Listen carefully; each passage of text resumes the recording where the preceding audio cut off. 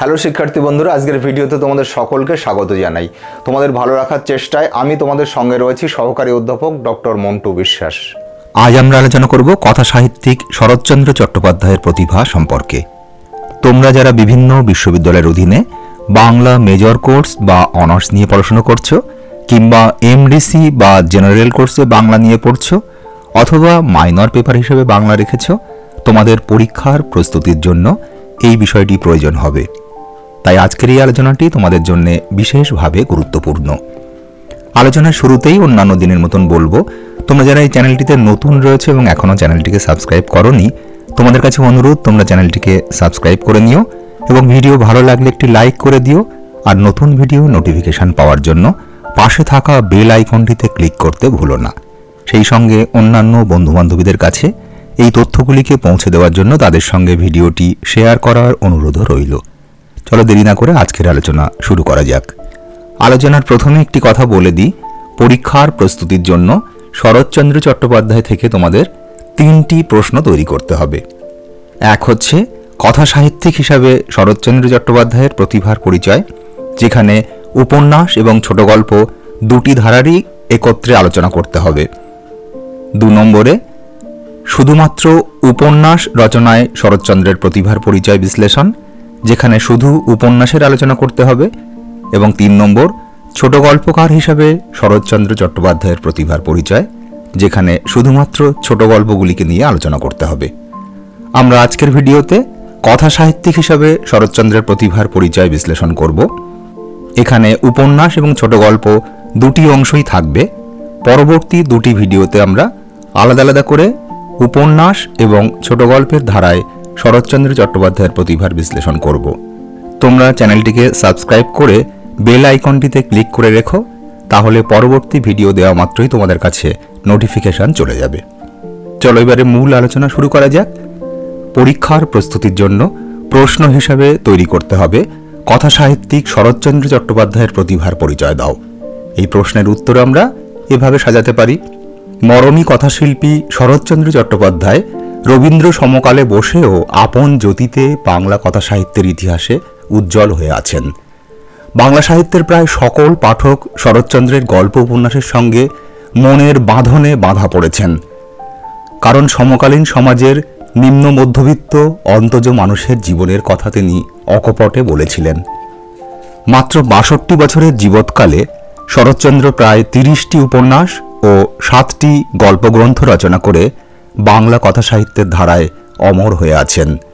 তার উপন্যাস ও গল্পগ্রন্থের মধ্যে রয়েছে ক উপন্যাস বরদিদি, বিরাজ বউ, পরিণীতা, পণ্ডিত মশাই, পল্লী সমাজ, চন্দ্রনাথ, বৈকুণ্ঠের উইল, অরক্ষণীয়া, শ্রীকান্ত প্রথম পর্ব, দেবদাস, নিষ্কৃতি, চরিত্রহীন, দত্তা, স্বামী, শ্রীকান্ত দ্বিতীয় পর্ব, ছবি, গৃহদাহ, বামুনের মেয়ে, দেনা পাওনা, নববিধান, পথের দাবি, শ্রীকান্ত তৃতীয় পর্ব, শেষ প্রশ্ন, শ্রীকান্ত চতুর্থ পর্ব, বিপ্রদাস, শুভদা, শেষের পরিচয় ইত্যাদি। গল্পগ্রন্থ বিন্দুর ছেলে ও অন্যান্য গল্প, মেজদিদি ও অন্যান্য গল্প, কাশীনাথ ও অন্যান্য গল্প, ছবি ও অন্যান্য গল্প, হরিলক্ষ্মী ও অন্যান্য গল্প, অনুরাধা, সতী ও পরেশ, ছেলেবেলার গল্প। এই গল্পগ্রন্থগুলির কয়েকটি উল্লেখযোগ্য গল্প হল বিন্দুর ছেলে, রামের সুমতি, পথনির্দেশ, মেজদিদি, দর্পচূর্ণ, মন্দির, মামলার ফল, হরিলক্ষ্মী, মহেশ, অভাগীর স্বর্গ, লালু ইত্যাদি। শরৎচন্দ্র সমকালীন সমাজ ও নরনারীর প্রতি ছিলেন অন্তর থেকে অনুভূতিশীল। তিনি গভীর মমত্ববোধের দ্বারা সাধারণ মানুষের হৃদয়ে প্রবেশের চেষ্টা করেছিলেন। বিশেষত নিম্নবিত্ত মানুষের জীবনকে তিনি নিবিড়ভাবে পর্যবেক্ষণ করেছিলেন। তাঁর 57তম জন্মোৎসবে দেশবাসীর পক্ষ থেকে কলকাতার টাউন হলে কথাশিল্পীকে উষ্ণ অভিনন্দন জানানো হয়েছিল। তারই প্রতিভাষণে তিনি বলেছিলেন, সংসারে যারা শুধু দিলে পেলে না কিছুই, যারা বঞ্চিত, যারা দুর্বল, উৎপীড়িত, মানুষ হয়েও মানুষে যাদের চোখের জলের কোনো হিসাব নিলে না, নিরুপায় দুঃখময় জীবনে যারা কোনোদিন ভেবেই পেল না সমস্ত থেকেও কেন তাদের কিছুতেই অধিকার নেই, এদের বেদনাই দিলে আমার মুখ খুলে, এরাই পাঠালে আমাকে মানুষের কাছে মানুষের নালিশ জানাতে। মরমী কথাশিল্পীর আত্মস্বভাবের এই অভিব্যক্তি তার সাহিত্যে কিভাবে প্রতিফলিত হয়েছে তা আমরা কয়েকটি রচনা বিশ্লেষণ করলে সহজেই অনুধাবন করতে পারব। শরৎচন্দ্রের প্রথম উপন্যাস বরদিদি। এখানে জমিদারের অত্যাচারের কাহিনী বর্ণিত হলেও সমাজ নিষিদ্ধ বিধবার প্রেম সমস্যা এবং মাধবীর স্নেহ ভালোবাসাই মুখ্য স্থান গ্রহণ করেছে।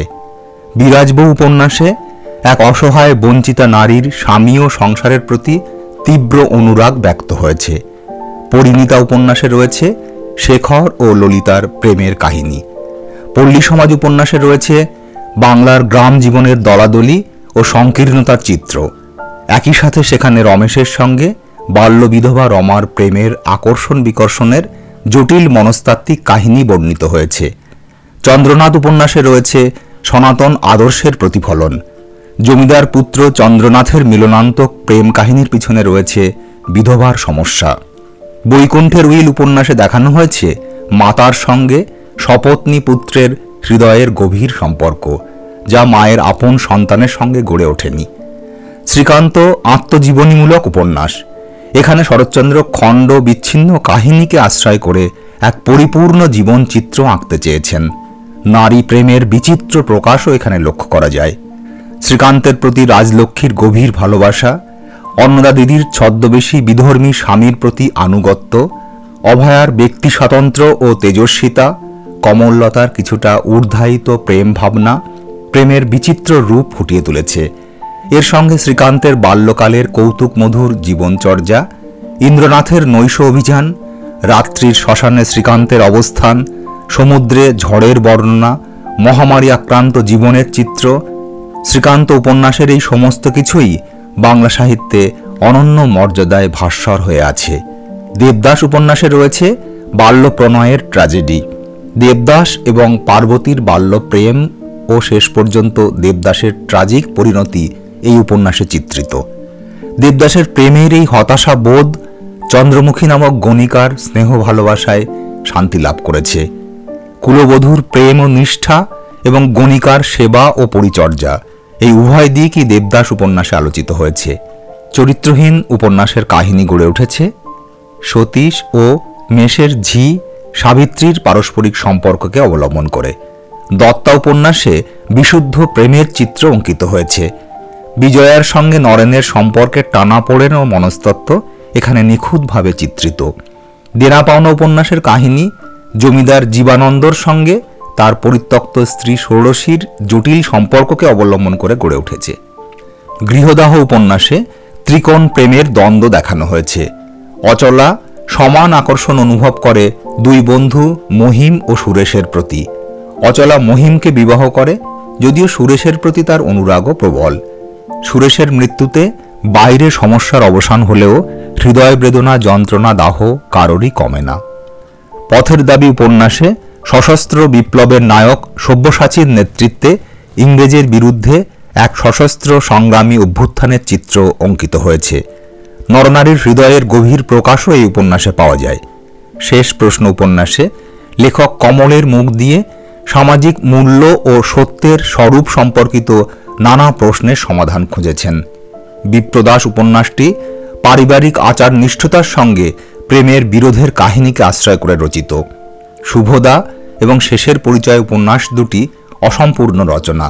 শুভদা উপন্যাসে গ্রামীণ সমাজের অবক্ষয়িত রূপ এবং শেষের পরিচয় উপন্যাসে চরিত্র স্খলনের পরেও নারীর সরল রূপের পরিচয় বিধৃত হয়েছে। উপন্যাসের মতো ছোট গল্পের ক্ষেত্রেও প্রেমের নানা আকর্ষণ বিকর্ষণ, স্নেহ বাৎসল্যের তীর্যক গতি, পারিবারিক বিরোধ সংঘর্ষের চিত্র, সামাজিক অনাচার ও দুঃখপীড়িত সাধারণ মানুষের হৃদয় বেদনার গভীর অনুভব শরৎচন্দ্রের গল্পগুলিকে আকর্ষণীয় করেছে। শরৎচন্দ্রের প্রথম গল্প মন্দির কুন্তলীন পুরস্কার পেয়েছিল। জমিদার রাজনারায়ণবাবুর মাতৃহারা কন্যা অপর্ণার মন্দির সর্বস্ব জীবনে স্বামী অমরনাথের আগমন এবং সম্পর্কের টানাপোড়েনের চিত্র আছে মন্দির গল্পে। কাশীনাথ গল্পে জমিদার প্রিয়বাবুর কন্যা কমলা এবং তার স্বামী কাশীনাথকে কেন্দ্র করে মনস্তাত্ত্বিক জটিলতা ও পারিবারিক জীবনচিত্র অঙ্কিত হয়েছে। একে অপরকে অনুভব করতে না পারার কারণে দাম্পত্য কলহের সূচনা হয়। শেষ পর্যন্ত তা বিচ্ছেদের পর্যায়ে গিয়ে উপনীত হয়। যদিও শেষে অনুতাপের আগুনে দগ্ধ কমলা কাশীনাথের চরণে আত্মসমর্পণ করলে কাশীনাথ স্ত্রী কমলাকে অন্তর থেকে উপলব্ধি করতে পারে। আলো ও ছায়া গল্পটিতে দেখা যায় যজ্ঞদত্ত ও সুরমা পরস্পরকে ভালোবাসলেও সামাজিক কারণে তাদের বিবাহ হয়নি। মাঝখান থেকে দুজনের মধ্যে এসে পড়ে নববধূ, কিন্তু যজ্ঞদত্ত তাকে মনে প্রাণে মেনে নিতে পারে না। এদিকে সুরমা জ্বলে পুড়ে মরে। শেষ পর্যন্ত বধূর মৃত্যুতে সুরমার অপ্রকৃতিস্থতায় ও যজ্ঞদত্তের অন্তর্ধানে গল্পের সকরুণ পরিণতি সূচিত হয়। বোঝা গল্পটিতে ঘটনার প্রাধান্য লক্ষ্য করা যায়। সাগরপুরের জমিদার পুত্র সত্যেন্দ্র, সরলা, নলিনী ও বিধু এই তিনজনকে পরপর বিবাহ করে। সরলা ছিল বালিকা বধূ, কিন্তু তার মৃত্যু হয়। অভিমানী নলিনীকে সত্যেন্দ্র ভুল বুঝলে সে বাপের বাড়ি চলে যায়। পরে বিধুকে বিবাহ করার পর নলিনী সত্যেন্দ্রের দেওয়া আংটি ফেরত পাঠিয়ে মৃত্যুর পূর্বে বলে গেছে তা যেন নতুন বউকে পরায়। এই ঘটনার পর সত্যেন্দ্র বাকি জীবনকে বোঝা বলে মনে করে ও অপরাধ বোধে ভুগতে থাকে। অনুপমার প্রেম গল্পে বিধবা অনুপমার জীবনে ললিত মোহনের উপস্থিতি নতুন মোড় ফেরায়। নিষ্ঠুর সামাজিক বিধান কিভাবে বাঙালি মেয়ের জীবনকে নষ্ট করে দেয় সেই বক্তব্য পরিবেশিত হয়েছে এই গল্পে। পথনির্দেশ গল্পে রয়েছে হেমনলিনী ও গুণেন্দ্রের প্রেমের কথা। দর্পচূর্ণ গল্পে নরেন্দ্র ও ইন্দুমতিকে কেন্দ্র করে দাম্পত্য জীবনের শোচনীয় পরিণামকে উপস্থিত করেছেন গল্পকার। রামের সুমতি, বিন্দুর ছেলে, মেজদিদি গল্পগুলিতে বিষয়বস্তুর চিরন্তনত্ব, ভাষার স্বচ্ছন্দ গতি, উপস্থাপনার কৌশল, মানবিক অনুভূতির রূপায়ণ পাঠকের কাছে আকর্ষণীয় হয়েছে। বিন্দুর ছেলে গল্পের হৃদয়াবেদন ও বিন্দুবাসিনীর মাতৃস্নেহের প্রাবল্য চমৎকারভাবে চিত্রিত। রামের সুমতি গল্পে নারায়ণীর হৃদয়বত্তা নিপুণভাবে চিত্রিত। মেজদিদি গল্পে হেমাঙ্গিনীর স্নেহবাৎসল্য গল্পের মূল আকর্ষণ। বাঙালি যৌথ পরিবারের ছবি আঁকা হয়েছে নিষ্কৃতি গল্পে। অভাগীর স্বর্গ, একাদশী বৈরাগী ও মহেশ গল্পগুলিতে গ্রামীণ জীবনের সমাজ সমস্যার দিকটি চিত্রিত হয়েছে। সামাজিক শোষণ, অত্যাচার ও অমানবিকতায় মানুষের কামনা যে কত করুণ ও অশ্রুসজল হতে পারে, অভাগীর স্বর্গ গল্পে অভাগীর বাসনায় তা দেখতে পাওয়া যায়।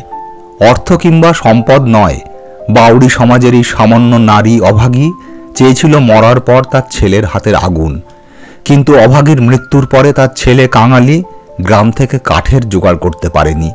কাঙালির এই সামান্য প্রয়াস দেখে গ্রামের ব্রাহ্মণ জমিদারের পুত্র তাকে ব্যঙ্গ করতেও ছাড়েনি। শেষ পর্যন্ত কাঙালি মায়ের মুখে খড়ের একটু আগুন ছুঁয়ে দিয়ে তাকে সমাধিস্থ করতে বাধ্য হয়।